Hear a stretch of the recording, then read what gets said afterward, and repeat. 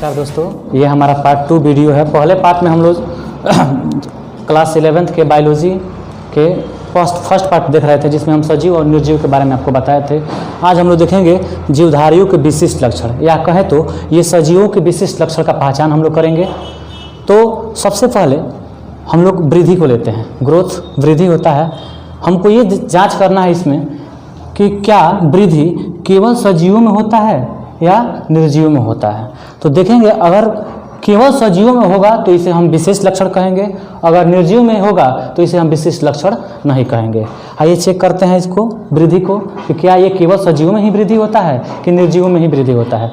तो जैसे हम जानते हैं कि सभी जो सजीव हैं वो अपना आकार बढ़ाते हैं, उसके अंदर कोशिका विभाजित होकर उनका आकार बढ़ाती है, वे वृद्धि करते हैं। साथ ही साथ निर्जीव को अगर देखें तो जैसे पर्वत है, रेत हैं, टीले हैं, ये सभी निर्जीव हैं। लेकिन हाल ही के दिनों में ऐसा पढ़ने को मिला है मैगजीन वगैरह में कि जो पहाड़ हैं उनकी हाइट जो है बढ़ी हुई है। इसका मतलब क्या है, जैसे हिमालय पर्वत है उसकी भी हाइट बढ़ी हुई है। इसका मतलब क्या है कि पर्वत तो निर्जीव होते हैं और उसकी हाइट बढ़ी हुई है। इसका मतलब ये है कि वृद्धि जो है सजीव के साथ साथ निर्जीव में भी हो रही है। जैसे पहाड़ है, उसकी हाइट कुछ बढ़ी हुई है, पहाड़ निर्जीव होते हैं और उसकी हाइट कैसे बढ़ सकती है, लेकिन बढ़ा हुआ है हाइट। तो इस तरीके से हम लोग वृद्धि को सजीव का विशिष्ट लक्षण नहीं कहेंगे। क्यों? जैसे रेत है, रेत मान लीजिए कि रेत का एक टीला है, रेत का एक छोटा सा टीला है, आंधी हवा के माध्यम से उस पर और रेत जमा होते गए और रेत जमा होते गए, और वो जो छोटा सा टीला था वो बिल्कुल बड़ा हो गया। यानी कि एक छोटा सा टीला वृद्धि करके बड़ा हो गया।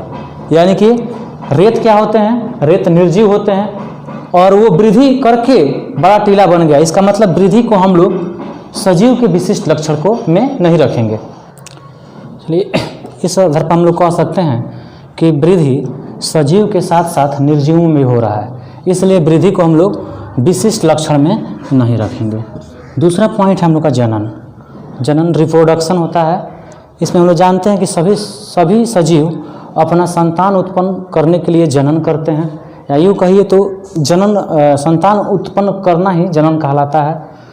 इस आधार पर हम लोग कहेंगे कि क्या ये केवल सजीवों में भी होता है या निर्जीवों में होता है। देखेंगे हम लोग, जो केवल सजीवों में होना चाहिए, सजीव में होना चाहिए, या जो सजीव में होगा उसी को हम लोग विशिष्ट लक्षण कहेंगे। तो जैसा कि आप जानते हैं कि एक कामगार मधुमक्खी होती है जिसमें जनन की क्षमता नहीं होती, हालांकि वो सजीव होते हैं। दूसरा है खच्चर जो होते हैं, खच्चर, उसके अंदर भी वो सजीव हैं, उसके बावजूद भी उनमें जनन करने की क्षमता नहीं होती है। साथ ही साथ बंध मनुष्य, जिसको हम लोग अपनी भाषा में बाज मनुष्य कहते हैं, उनके अंदर भी जनन मतलब संतान उत्पन्न करने की क्षमता नहीं होती है। इस आधार पर हम कह सकते हैं कि जनन भी सजीवों का विशिष्ट लक्षण नहीं है।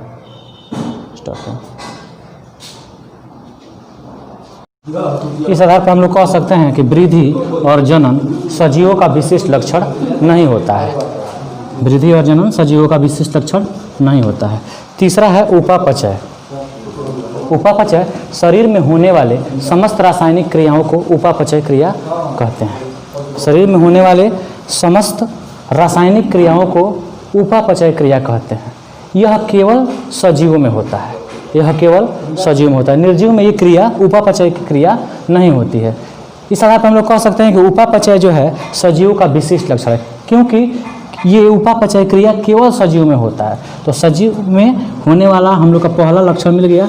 इस आधार पर हम लोग कहेंगे कि ये उपापचय क्रिया जो है सजीव का विशिष्ट लक्षण है। हम लोग का चौथा पॉइंट है संवेदनशीलता एवं अनुकूलता। इसमें हम लोग देखेंगे कि अपने आसपास भौतिक, रासायनिक, जैविक और पर्यावरण के प्रति संवेदनशीलता तथा प्रतिक्रिया या अनुकूलनशीलता सभी सजीवों के विशिष्ट लक्षण होते हैं।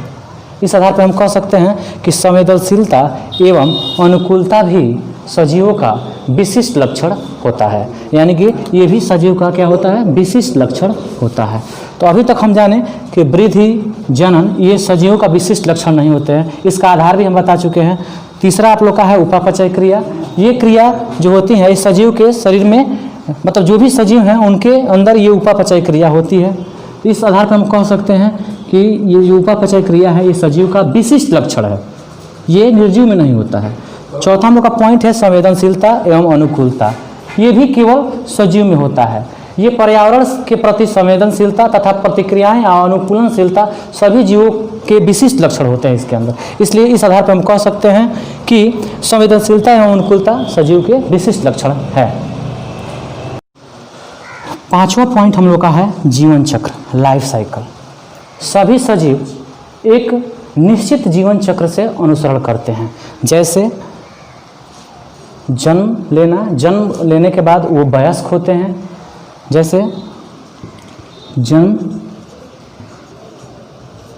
जन्म के बाद वो वयस्क होते हैं, मतलब नौजवान होते हैं। नौजवान होने के बाद वे अपने जीवन में जनन करते हैं। जनन के बाद उनका वृद्धावस्था आता है।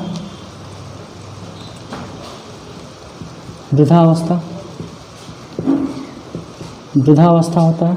उसके बाद उनकी मृत्यु होती है।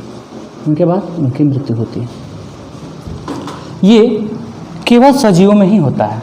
जीवन चक्र में जन्म के बाद वयस्क होते हैं, जनन करते हैं, जनन में अपना संतान बढ़ाते हैं, उसके बाद वो वृद्ध हो जाते हैं, वृद्धावस्था में चले जाते हैं, उसके बाद उनकी मृत्यु हो जाती है। ये केवल सजीवों में होता है, निर्जीव में नहीं होता है। इस आधार पर हम कह सकते हैं कि जीवन चक्र, लाइफ साइकिल जो होता है ये भी सजीव का एक विशिष्ट लक्षण है। हम लोग का नेक्स्ट है 6 नंबर हम लोग का है जीव द्रव्य। इसके बारे में हम लोग जानेंगे कि जीव द्रव्य कोशिका के अंदर पाए जाने वाले द्रव्य को हम लोग जीव द्रव्य कहते हैं। कोशिका के अंदर पाए जाने वाले जीव द्रव्य को हम लोग जीव द्रव्य कहते हैं। या यूँ कहें तो सजीवों में कोशिकांग होते हैं और निर्जीवों के अंदर कोशिकांग नहीं होते हैं। जैसे इसमें कोशिकांग होते हैं, जीव द्रव्य के अंदर कोशिकांग होते हैं। जैसे कोशिकांग में माइटोकॉन्ड्रिया होता है, गाल्जी काय होता है, इसमें केंद्रक पाया जाता है। केंद्रक के अंदर हम लोग का जो डीएनए होता है वो होता है, और गाल्जी बॉडी है इत्यादि सभी इस कोशिका द्रव्य में पाए जाएंगे। कोशिका द्रव्य या जीव द्रव्य इसको हम लोग कह सकते हैं, इसके अंदर पाए जाएंगे। तो ये भी सजीव का विशिष्ट लक्षण होगा, यानी कि कुछ जीव द्रव्य भी सजीव का विशिष्ट लक्षण होगा। अभी तक के वीडियो में हम लोग जाने हैं सजीव के विशिष्ट लक्षण, 6 प्रकार के लक्षण हम लोग देख चुके हैं। अगले वीडियो में हम लोग देखेंगे 7वें कोशिका संरचना, गति, श्वसन, पोषण और उत्सर्जन। इन सभी के बारे में हम लोग अगले वीडियो में देखेंगे। आज की वीडियो में इतना ही। आप लोग को वीडियो कैसा लगा? अगर अच्छा लगा तो हमारे चैनल को सब्सक्राइब कीजिए, लाइक कीजिए और शेयर कीजिए।